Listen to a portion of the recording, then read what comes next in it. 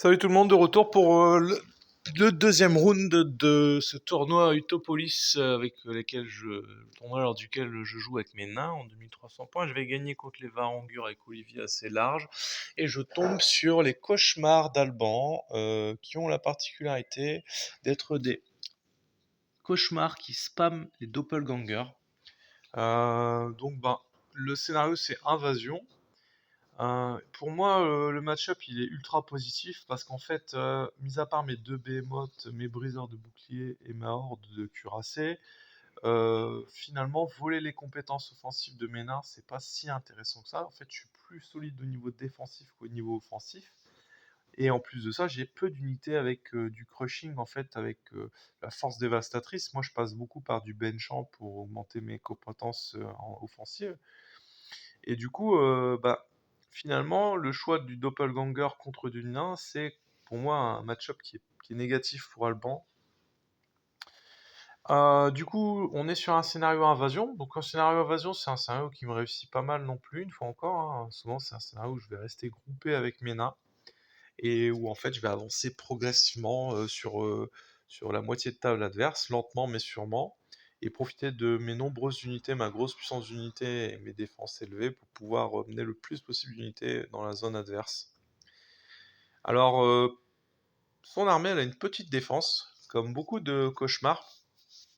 Et du coup, je compte aussi les trier un petit peu avec mes chiens de lancer et mes behemoths. J'ai d'ailleurs mis mes deux behemoths au centre pour pouvoir concentrer mes tirs sur des formations. Et du coup, en fait, en gros, l'idée c'est d'avancer sur un centre très fort, tirailler et projeter suffisamment de dégâts sur ces unités pour les affaiblir, et puis ensuite les achever au corps à corps. Donc on avance, et puis au troisième tour, il y a une triple charge simultanée sur mes cuirassés de la part d'Alban. Du coup, ça lui fait quand même jeter 75 dés qui touchent sur 3. Et il ajoute à cet assaut un personnage. Et ça fonctionne tellement bien qu'il va prendre ma horde de cuirassés. Sur les flancs, mes rois sur bête vont temporiser en fait certaines unités. Alors, je charge avec un roi sur sa porte pour protéger le flanc de mes unités, mais avec du recul, en fait, c'est complètement inutile parce que sa porte n'a vraiment pratiquement pas de puissance offensive et du coup, finalement, j'ai un peu perdu du temps sur ce truc-là. Enfin, j'ai commis quelques petites erreurs. Les cuirassés, je les avais un peu trop avancés. Enfin, bref, j'ai fait quelques cadeaux à Alban. Euh, Par contre, une fois les cuirassés morts, il se retrouve quand même avec la moitié de son armée à portée de charge de la mienne. Et du coup, la contre-charge de la part des nains, elle va être sans appel, quoi. Je vais je vais amener beaucoup de dégâts. Du coup, globalement, je vais lui détruire avec ses défenses 4, ses unités progressivement. Donc, le behemoth charge de flanc une formation, il la détruit. Et puis, voilà, j'attaque avec mes briseurs de bouclier, même si je détruis pas l'unité, je lui inflige des dégâts. Et puis, de son côté, Alban se repositionne. Là, on voit sur le flanc gauche que mes tirs ont réussi à lui ébranler une de ses formations. Donc là, ça fait partie un peu de mon plan d'attaque et je suis plutôt positif. Alors, les dégâts que je subis sont assez élevés, hein, mais par contre, ce qu'on observe quand on regarde un petit peu la table de jeu de plus loin, c'est que Alban en fait est très très loin de jouer les conditions de victoire. Le pauvre, il est acculé dans sa moitié de table, alors que moi, progressivement, je gagne du terrain. Donc là, on voit, franchement, c'est super bien joué. Il charge mes behemoths, toutes mes unités un peu offensives, il me les charge. Donc là, avec deux unités de doppelganger plus un personnage de flanc monstrueux, il réussit à me prendre mon behemoth. Il fait vraiment avec ce qu'il a et je trouve qu'il a beaucoup de mérite. Surtout qu'en plus, il part pas dans la facilité, il joue une liste qui est peu commune. Et donc franchement, c'est une partie qui est vraiment super agréable, quoi.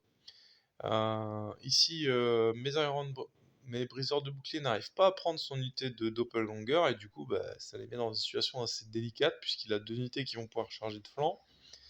Mais par contre, ici, sur les temps, ça commence à être vraiment compliqué. Les doppelgangers qui sont là, ils sont esselés et en fait, ces effectifs vont commencer tout doucement à réduire en fait. Et du coup, même s'il avait une plus grosse puissance d'armée au début de la partie, progressivement ses effectifs baissent. Et puis en plus de ça, il est vraiment très mal positionné pour le scénario. Et du coup, malgré mon double 1 que je fais sur sa formation dans les temps, il est quand même sacrément mal engagé, quoi. Alors après un double 1, après avoir fait 16 blessures, c'est toujours du bonheur. Mais bon, ici sur cette partie-là, ça n'a pas vraiment d'incidence en fait, ça va me faire gagner un peu de temps. Enfin, ça lui fait gagner un peu de temps, je veux dire. Le Behemoth, bah, du coup, il reste en retrait et il va pouvoir contrecharger les formations qui ont décidé de détruire mes briseurs de bouclier. Parce que là, on voit évidemment sur le flanc 3, bah, je suis un peu débordé. Et les Iron Guard, de leur côté, vont tenir bon face à son unité de Doppelganger près de l'étang. Et du coup, bah, la partie elle se termine pour une victoire des nains, puisque en fait, je vais achever ces dernières formations. Et puis en fait, bah, il est resté en milieu de table, quoi. Il a pas réussi à amener ses soldats chez moi, alors que moi j'ai mes unités qui sont bien implantées. Donc en fait, victoire, je crois 17-3 ou quelque chose comme ça contre mon très cher collègue allemand. Et du coup, je pars sur ma troisième ronde avec 2 victoires empochées, quoi. Et du coup, c'est super cool pour moi.